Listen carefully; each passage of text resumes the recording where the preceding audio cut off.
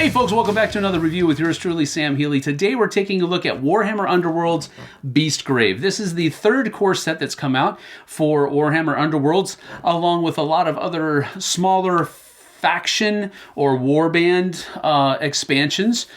So this is another core set that has everything that you need to play. 2 factions, 2 boards, decks, extra cards, all that kind of stuff. So this is a complete, if you want to jump into the system, this is one of the entry points that you can use. So let's get down to the table. I'll give you a brief rundown of how all the mechanisms work. Not detailed because I've already done that in another review, but then we'll come back with some final thoughts after that in just a few moments. Let's hit it.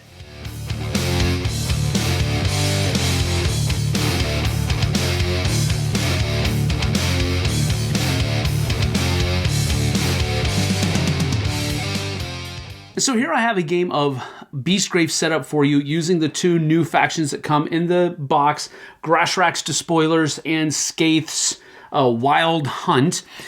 So you have those 2 factions, and I have to say right off the bat that these 2 factions are very quick.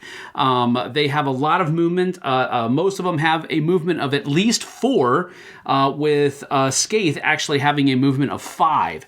So these are both really fast. Also, their lion here, the Lycan Malkin, also has a movement of 5. So we've got a couple of really fast factions here, and there's a lot of range that's used in their factions as well as magic. So there is a lot of other things going on here, which is really cool. Now, I've explained a lot of the different mechanisms that are employed in this game in the Shadespire review that I did a while ago, so I'm not going to rehash any of that because the basic flow of the game is the same.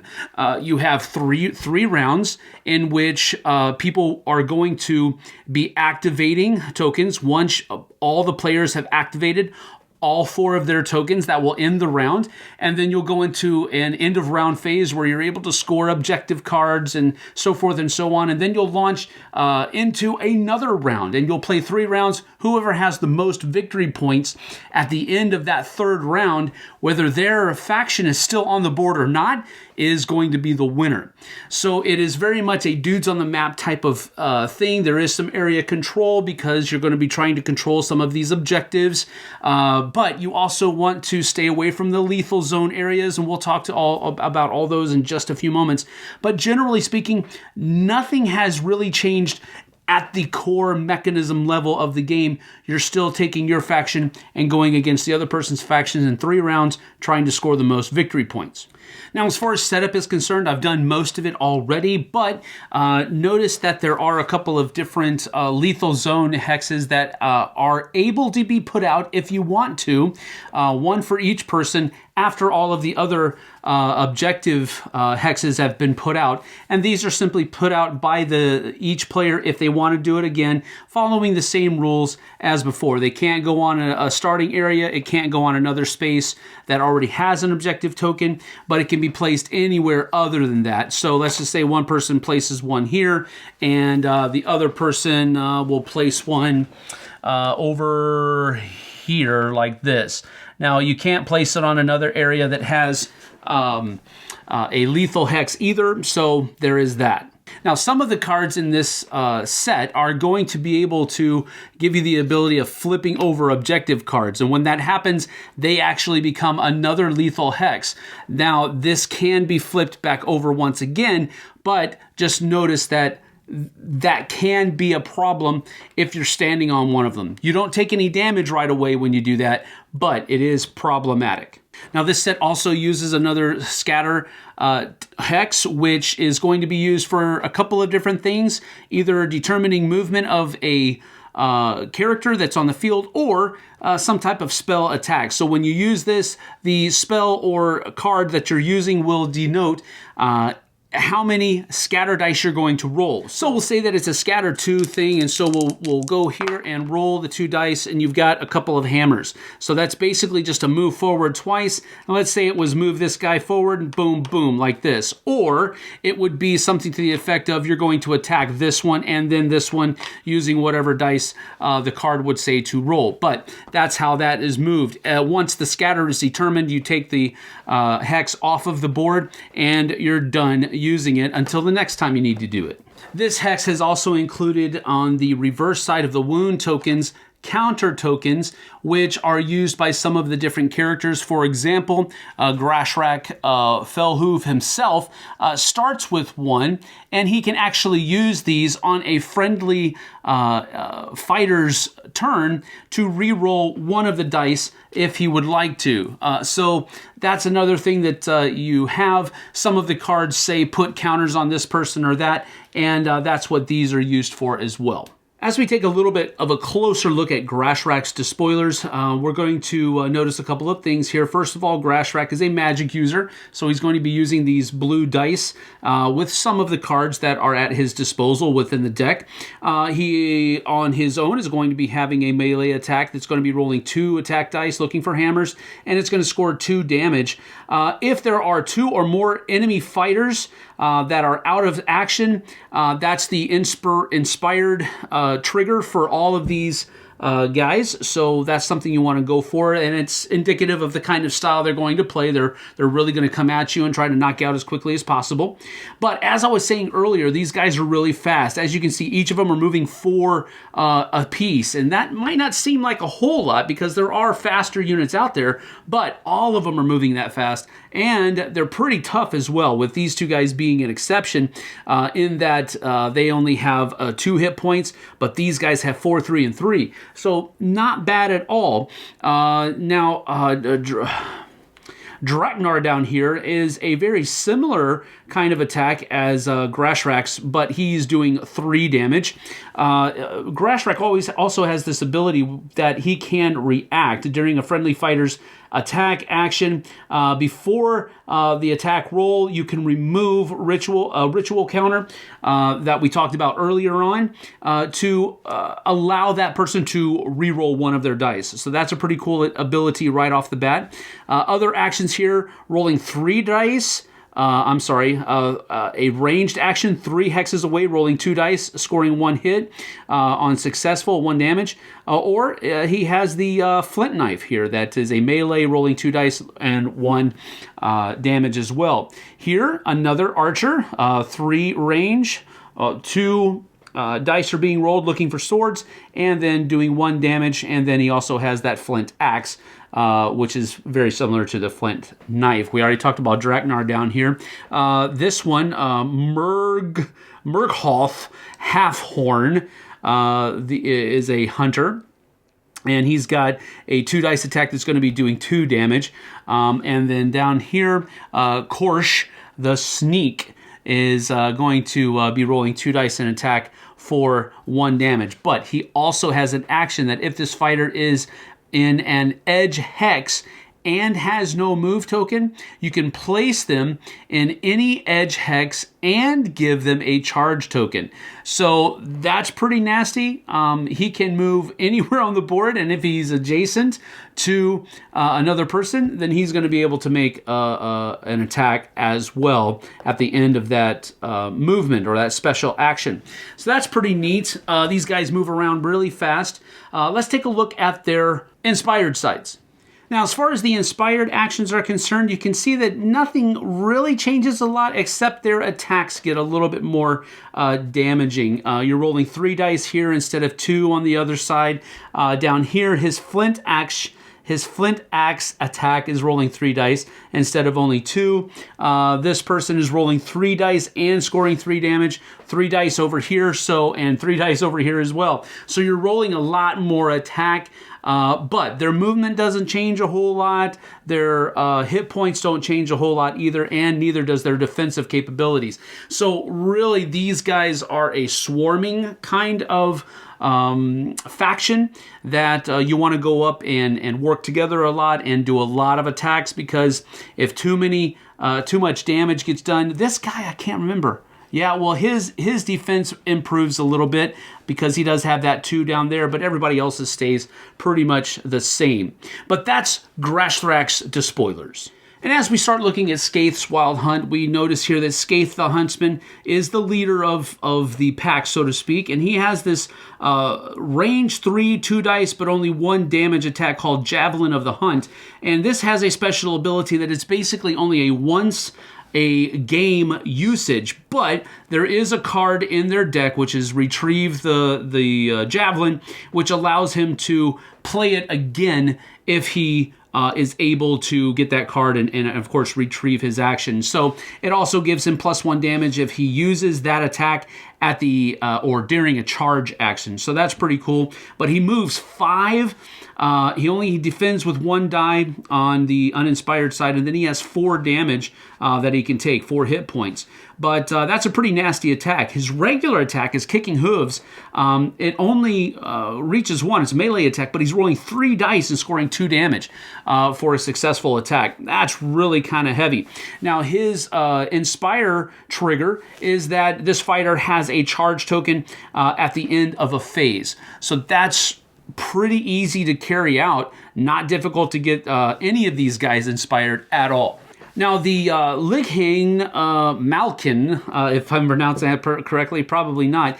This fighter cannot be given attack action upgrades and cannot hold an objective. So basically, this is just an animal that's along with the hunt, kind of like, a dog going along on a fox hunt or something to that effect. But he does have a melee attack that rolls 2 dice and gets 1 damage. He does move 5 and has 2 hit points. So he's pretty fragile. You got to be careful with him, but maybe he can provide some support to one of your other characters pretty easily. Sheoch, the Corinthian Tracker, or the Kurnothi. There you go. I don't know. These names are kind of ridiculous to me, but they sound cool, I guess.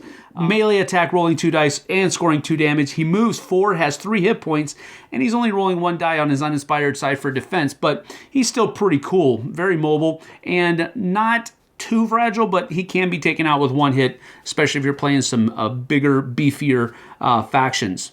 Carthane down here, the Hunt Caller, has a horn. The hunting horn, you can use it as an action, and you put a horn counter on this card. When there is a horn counter on this card, you can re-roll any number of the dice on the next attack roll made for a friendly fighter's attack action. Then remove the horn counter. So that's a pretty cool thing that you can use. It's very similar to Grashrak's ability that he starts the game with. So there is one thing. You have to use an action for this, but he starts with it over there. You're rolling 2 dice for defense, which is cool. 4 movement and 3 hit points. And he does have a pretty nasty attack as well, rolling 2 dice but scoring 2 damage. That Wand of Kurnoth. And then over here we have Althane, another Kurnothi tracker. She has a bow attack, going to be able to attack 3 hexes away, rolling 2 dice, only scoring 1 damage, however, but still a pretty formidable character with those 3 hit points and 4 movement. Now let's take a look at the inspired side of these characters. And so as you can see, the inspired side, they're pretty much, well, first of all, they're all moving faster. These 2 guys have their 5 movement still, but now these guys are moving faster at 5 as well. In addition to that, they are rolling more dice for defense. This guy's still rolling 2, but now he's rolling 2 as well, and he's rolling 2 as well. Rolling more dice over here, 3 dice with the Hunt of the Javelin, 3 dice with the Kicking Hooves, and scoring the same amount of damage, but you're increasing the likelihood for getting a successful attack.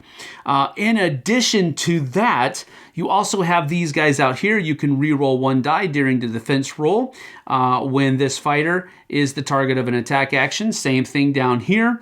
You also have his ability that is still there, re-rolling for attacks and so forth. And then this fighter, same thing, can't be given attack action upgrades or hold objectives, and then his special ability is the same as well. So again, this is a really fast faction because they're all moving 5 if you get them inspired, which is pretty hefty. I like these guys a lot. I like the combination of being really fast and having ranged abilities. Let's not forget that the Carthane inspired here, well, he's the magic user, so he's got a lot of spells and a lot of gambit cards that are going to be helping out people with his defense, and then helping other people out with their attacks, and so forth and so on. So this is a really cool faction as well.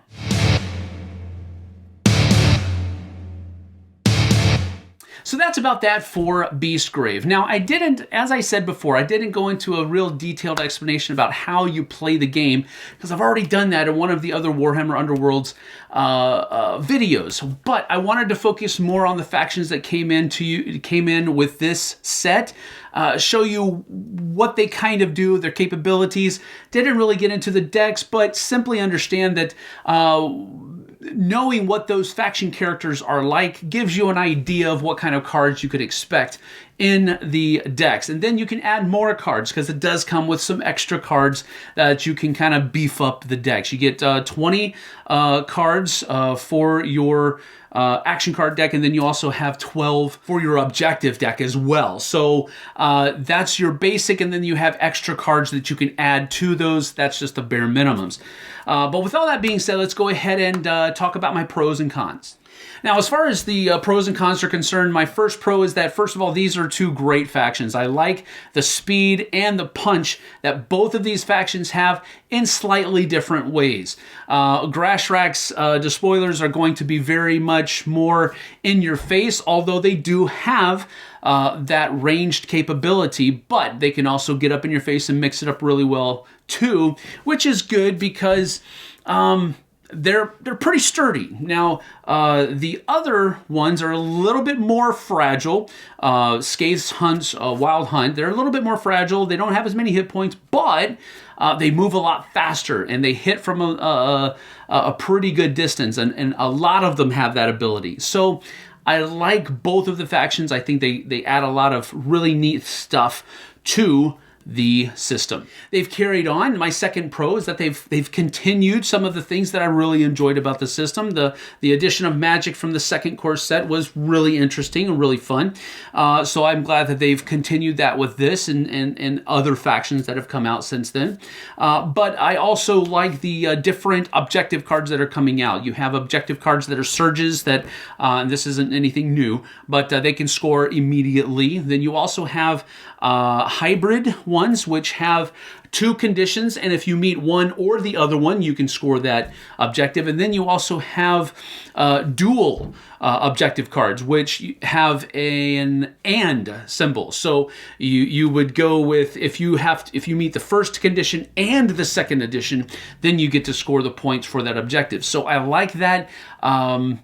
I guess variation on the scoring objective. It's not just sitting on a spot and doing this. No, they're really starting to branch out and get that. So I like what they're doing. You already knew that I liked the system, but I like what they're continuing to do with the system, and that's, I guess, my pro for this one. And my third pro for this is that it's simply easy to play. It's not difficult to play at all. The rulebook is really good at laying out everything very intuitively, I guess you could say, and it does so in such a way that you can pick up how to play the game really simply. It has two rulebooks in there, a learn to play rulebook and then a more complete rulebook, so you can start with that learn to play, get familiar with how it works, and then move on to the next one. And I like that system a lot. It works well, and it makes sense, because after you put the models together, you want to get in there and play.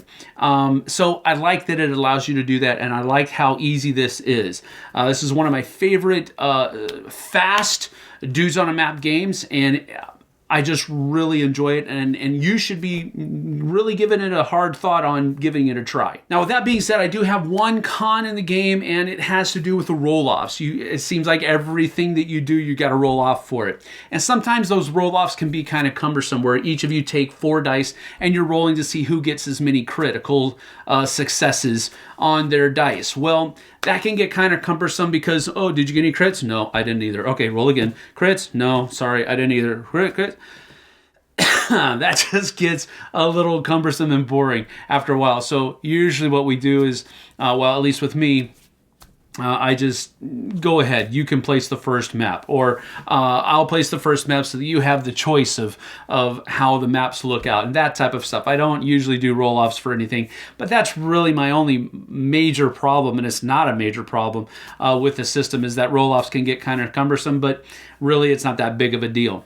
So all in all, I'm just going to give Beastgrave a very strong 9 out of 10. It doesn't change, waver, or anything like that. It gives me more of what we've already enjoyed, and I like it when games do that. It just they don't try to change anything. They don't try to reinvent the wheel, if I can put it that way. They don't try to fix what isn't broken, and I like that they've done that with Warhammer Underworlds. They've made small changes here and there, but they've only enriched the experience. So it's a great thing. 9 out of 10 from me. Thanks for joining me. I certainly appreciate it. We'll see you guys and gals on the flip side. Take care.